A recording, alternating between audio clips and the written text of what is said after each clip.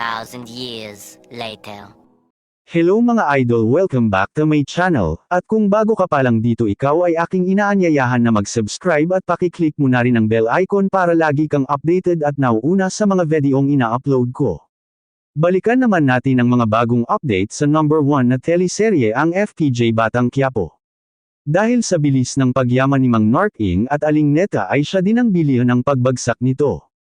Dahil pinalayas sila ni Ramon ngayon ay nakitulog sila kay Roda. Samantalang patuloy naman ang pagtatanong ni Lola Tendang at Noy tungkol kay Tanggol, samantalang si Mang Narsing hindi pero nila alam kung nasa ang anak nilang si Edwin. Masaya naman sila Tanggol at Bubbles sa napuntahan nilang resort. Dahil mabait at palakaibigan ang may-ari pero nagpaalam na sila Tanggol na pagkatapos kumain ay aalis na rin sila. Minasama naman ni Rigor ang pagdadala ni Tess ng pagkain sa presinto.